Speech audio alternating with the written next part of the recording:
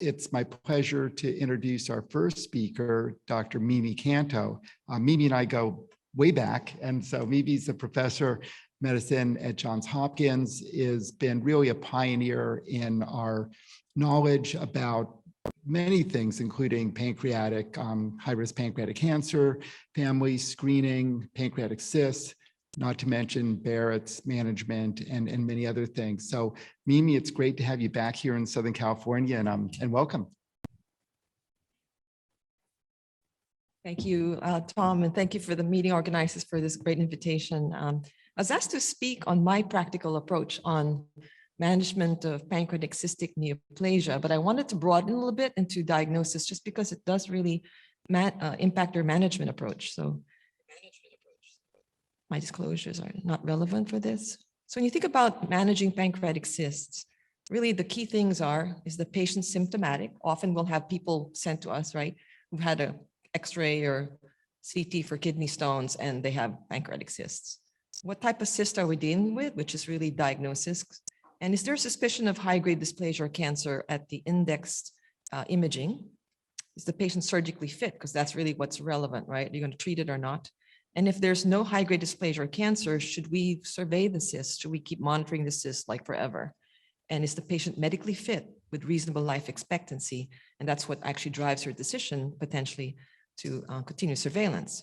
So there's a host of guidelines. There are about 5 society guidelines that are out there, and they're all pretty much mostly expert opinion based on really minimal data. And so it's very confusing in terms of what to do nowadays. And guidelines are supposed to help you, but actually they're sometimes even more confusing in what to do.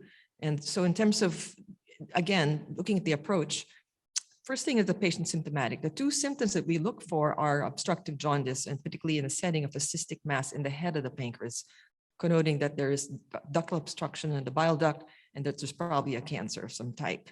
The second one is pancreatitis, because clearly it's the chicken versus the egg, right? Is it the cause of the cyst, it's a pseudocyst, or did the cystic neoplasm cause pancreatitis?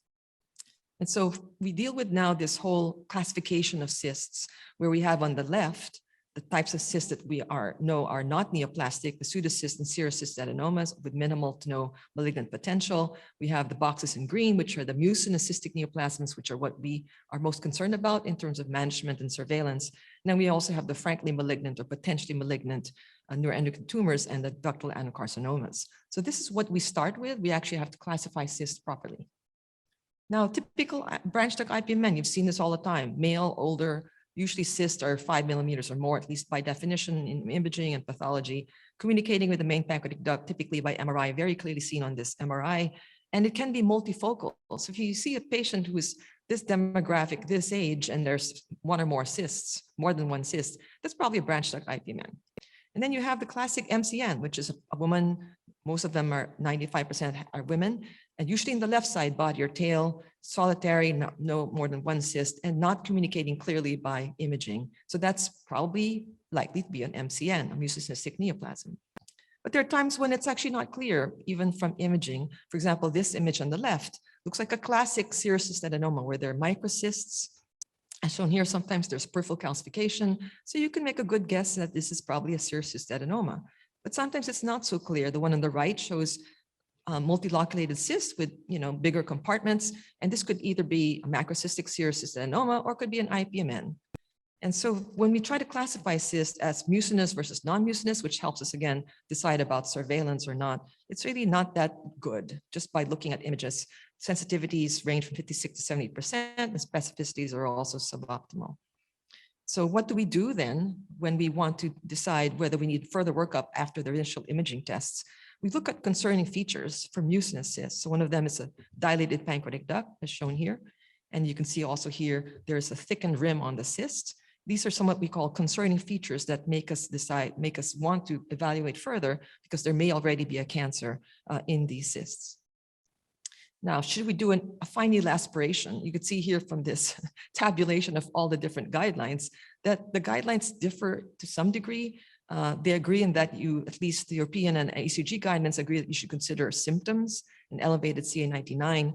There's a variability in the amount of the dilated duct diameter that you should pay attention to, mural nodule size, etc. But again, it's just sometimes your clinical decision, which is what I think I want to stress to you today, is taking these all together and making a decision based on the patient. So we clearly need a guide to the guidelines. So here is my practical approach in terms of what I do in my practice. So when it will change management is when I do an FNA. So this is a microcystic serous adenoma. Do I want to know for sure in order to stop surveillance in a 40-year-old man? Yeah, I do. I want to be more sure than just using imaging. Do I want to make sure it's not an IPMN, which needs further surveillance? Sure, I'll do an FNA and I'll show you how we make that judgment. And is it the mural nodule? Is this patient now going to go for Whipple procedure? That's a major decision, right? So you want to actually confirm that this mural nodule is not mucus. It's actually a true neoplastic thickening in the cyst. And of course, if there's a cancer, typically we'd like to know that for sure in terms of planning neoadjuvant therapy, for example. Now, you can use different parameters in cyst fluid, like cyst fluid amylase, for example, when you're considering a pseudocyst versus an IPMN. And therefore, if you look at the studies, this is just some of the references. If it's low, meaning the amylase is less than 250 as a cutoff, as shown in this slide, maybe it's more likely that it's not a pseudocyst. Similarly, you've used cyst fluid CEA, carcinoembryonic antigen, where you can see here based on the different studies, this is a meta-analysis, that the sensitivity for diagnosing a mucinous cyst, mucocystic neoplasm, is about 63%. But when it's low, it's actually pretty important. So if you have a low CEA level, meaning less than 5 in the cyst fluid, that's pretty diagnostic that for a serous adenoma or non-mucinous cyst, as well as a pseudocyst. The specificity is actually quite high. When it's high, like over 800, then it's likely to be an MCN, mucinous cystic neoplasm. And therefore, you can use the CEA typically very easily to discriminate between an SCA or pseudocyst and a mucinous cystic neoplasm. But what about genetics? I would like to propose to you today that, in fact, with all the technology and scientific advances, that we actually are smarter than we were 10, 20 years ago, because now we have the technology using SafeSeq and all other kinds of PCR analysis of cyst fluid, that we can now use the known mutations that occur in the neoplastic progression in cyst, as shown here, from low-grade dysplasia, where there's only KRAS and GNAS mutations, in IPMNs and MCNs. And clearly you can see here now the GNAS gene, which was reported years ago to be the IPMN gene. If you have a GNAS gene positive in the cyst fluid, it's definitely an IPMN, there's no doubt. And then as you progress from low-grade IPMNs or cystic neoplasms to high-grade dysplasia and cancer, then they're accumulating other genetic and epigenetic alterations that we can use from analysis of the cyst fluid. And I believe nowadays in this decade, this is where we want to go. This is exactly how we should guide our management decisions. So how does that work? We can stratify between low-grade IPMNs and mucinous cystic neoplasms, as shown here, which have only KRAS and or GNAS mutations, to high-grade lesions, which have these 53 and other types of mutations in the cyst fluid. So this is actually a smarter way of discriminating or classifying cysts in terms of using the cyst as well as other parameters. So in fact, our group, Dr. Lennon, Dr. Vogelstein from Hopkins years ago in gastro, published this different approach, which they call the MOCA model, which is basically combining clinical, demographic, age, gender, symptoms, for example, with the molecular markers in cyst fluid in order to allow us to risk stratify these cysts. At the time, they reported the different gene mutations, loss of heterozygosity and aneuploidy as the parameters to consider as for molecular markers in the fluid. And at the time, again, you could see that using surgically proven diagnoses of resected cysts, that the sensitivity and specificity for correct classification of cysts that we need to pay attention to was extremely high when you combine all these relevant factors. So in fact, they went on and actually showed that when you actually do this correctly, you could actually avoid unnecessary surgery in many of these. In fact, 2/3 of these cysts these patients did not have to surgery. So you could actually discriminate between very low risk cysts and moderate to high risk cysts, and therefore only offer surgery to the patients who had high risk cysts based on these parameters and offer either close surveillance or surgery. So nowadays, what we do is we actually send our cyst fluid to discriminate between a diagnosis of the type of cyst, IPMN or mucocystic neoplasms, using KRAS, GNAS, and BRAF mutations, where the sensitivity and specificity are extremely high, as well as decide whether, in fact, these cysts are high risk or not.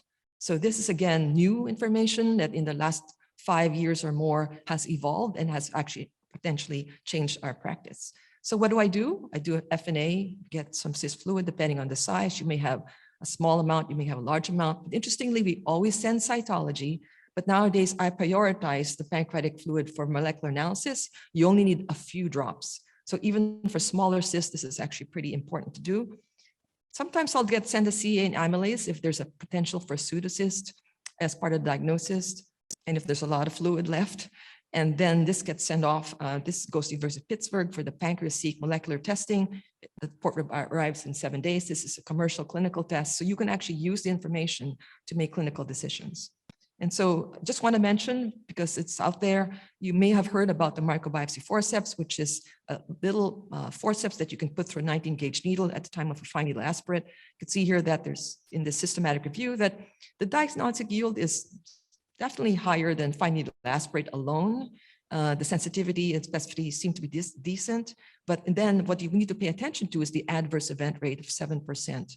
Again, when you compare this approach to just sprinkling a few drops of fluid in some buffer solution and sending it off, maybe this may not be the best first approach for you to use. There's also needle confocal endomicroscopy, which is a tiny laser fiber optic, which allows us with fluorescein to touch the epithelium of the cyst and get a certain pattern as shown here for the type of cyst it might be. This is a classic for serous cyst adenoma.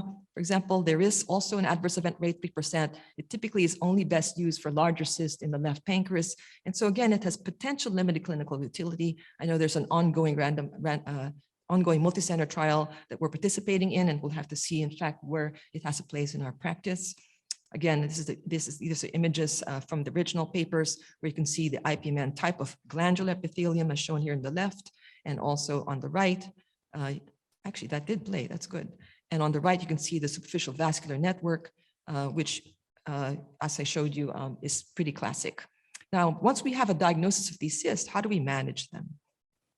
The management of the cyst is guided obviously by the diagnosis, and that's why I want to emphasize diagnosis and classification. So if you have mucinous cysts, therefore, you need to actually decide whether the patient needs surgery or not, and whether the patient and the cyst should be surveyed or not. Now, these actually non-high risk cysts that are not neoplastic maybe could be discharged from surveillance. And that's a big deal in patients who have routine MRIs every year, 2 or 3 for the rest of their lives. This is a big deal in terms of the patient and the cost to healthcare. Now, what do we do with this particular large cyst, for example, as shown here? An EOS FNA was performed. The CEA was less than 0.5. Non-diagnostic cytology. What is the diagnosis? Anyone guess? What? Pseudocyst? Well, it had a VHL mutation. If I tell you that, what would you think it is? I'm cheating, I didn't mention this. So that's actually classic for serous cyst adenoma. This is really, really typical for serous cyst adenoma. And therefore, with this VHL mutation, no other mutations in the fluid, you can actually make a very strong decision to stop surveillance and discharge the patient from surveillance, because this is likely to be a serous cyst adenoma. Now, when it's a low-risk cyst, as I showed you here, you can see that based on size, this is the ACG guidelines now summarized for you, that you can see based on size, they don't really need that frequent, and if there are no concerning features, they don't really need that frequent MRI imaging. So less than 1 centimeter, probably every 2 years, for 1 to 2 centimeters, about every year. And then if it's larger, maybe twice a year. And if it's clearly more than 3 centimeters, which is quote unquote large, you might want to refer them to a multidisciplinary group. Which actually can decide based on imaging and patient status whether or not this needs to be monitored closely or in fact undergo surgery. You actually should also consider short interval surveillance with MRI or EUS if the patient develops new onset diabetes mellitus, which, as you know, is a risk factor for cancer. And also if there's a rapid increase in cyst size, for example, greater than 5 millimeters in 1 to 2 years. And therefore, this again might suggest some neoplastic progression. You could use MRI or MRI and or EUS, depending on what's available in your center. But again, as you keep surveying patients, it's recommended you can actually lengthen the surveillance intervals to every 3 or 4 years after completely negative stable imaging. Now, the question of is there cancer now is really important. So you look for these suspicious for malignancy characteristics, call them features that really include a dilated duct more than 10 millimeters, for example, where it might suggest a main duct IPMN. but you do have to exclude chronic pancreatitis, obviously, which is one reason for having a dilated duct, and also papillary stenosis. This may in fact be difficult in some patients. If there's a solid component as shown here, and this is clearly probably a mass, again, this might be someone that you want to already refer to a surgeon. And again, a mural nodule, which is seen typically best by EUS, because sometimes imaging, abdominal imaging may not see these smaller lesions. This is a mural nodule that, again, probably has the highest risk in terms of EUS findings for being associated with cancer already. And this is a serious thing that we need to be more confident about. And in the study that we actually tried to discriminate between mural nodules or even mucin, where we actually compared different features of the mural nodules with surgical pathology. These are the characteristics of a true neoplastic mural nodule. There is no rim, echogenic rim. It's iso or hyperechoic compared to the surrounding tissues. And there may be an irregular edge, and which means that, it's actually a polypoid type of neoplasm within the cyst, as opposed to mucin, which may float. It may have a hyperechoic rim, as shown here. It can be hyperechoic in the center compared to the adjacent tissue, and it may usually have a smooth edge. So some of these are not perfect, but if you have two or three of all three features present, then it's probably pretty accurate that you can make a judgment, which then may potentially send the patient for surgical consultation and potentially surgical resection. So again, pay attention to that. Now, cyst fluid cytology, important because if there is a mural nodule, you actually have to target the nodule if you can during the EUS FNA and try to actually aspirate some of these neoplastic cells and therefore discriminate between high-grade dysplasia and cancer, which will drive the decision for surgery. But I think more importantly in this decade that the risk stratification is even better when you use the molecular analysis of cyst fluid. So I told you about being able to discriminate between IPMNs and mucinous cystic neoplasms and other types of cysts using these genetic mutations. But then you can also worry about high-grade dysplasia and cancer in the few drops of cyst fluid that you aspirated using these genetic mutations to give you a high suspicion of cancer, which may actually drive the decision to offer surgery. So this is a real clinical case that I had that I want to share with you that actually applies all these principles. 72-year-old man with non-independent diabetes, had a history of idiopathic acute pancreatitis, not very much detail on that, currently no symptoms, had repeat imaging, had a 3.5 centimeter cyst in the body, so good size cyst in the middle of the pancreas, but also a second cyst 4 centimeters, good size in the tail, but none of them had concerning features on outside imaging. And so is this a pseudocyst or is this an IPMN, right? This is kind of what we deal with nowadays. So obviously, how many of you would do an FNA? Anybody? Yes, right? All right, so we did an FNA and we then realized, well, if it's a pseudocyst, maybe you could think about just repeating the CT in 2-3 months and see if the cyst get smaller, and maybe this was in fact the result of his previous pancreatitis. So that is an alternative option with lack of other information. So here's the EUS video I want to show you. So this is one of the cysts, and you can see here that there's what may be a mural nodule on this edge here. It's pretty small, measuring it. Doesn't have all the characteristics of the neoplastic nodule that I showed you about. We're trying to get some of these. I try to target the cysts first, aspirate from that, and then try to remove as much fluid as possible. And interestingly, if you look at the cyst, I'm trying to go forward. The cyst fluid results. The cyst fluid showed an amylase of 1309, not clearly a pseudocyst, meaning it's not really, really low. The CEA was high, which suggests it's a mucinous cyst. And yet the cytology was very confusing, right? Macrophages, bile pigment, lymphocytes, debris. And actually, the cytologists were, for the first time, really definite that this is a pseudocyst. So we said, okay, I'm confused because now the CEA is high and the cytology shows a pseudocyst. So who would repeat a CT now and bring them back? It's a pseudocyst. Anyone? Tom? I might repeat imaging at some point. Okay, repeat imaging. All right. So probably it's a pseudocyst, but we don't know, right?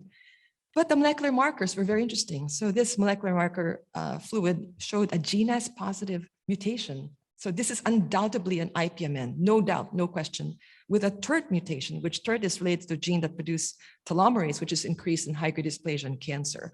So in fact, this is a high-risk cyst and a pseudocyst at the same time. So whether chicken versus the egg, clearly the IPMN caused, I lost my slides. caused the pancreatitis.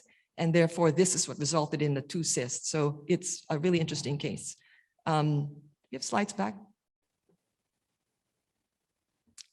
Anyway, that was close to the end.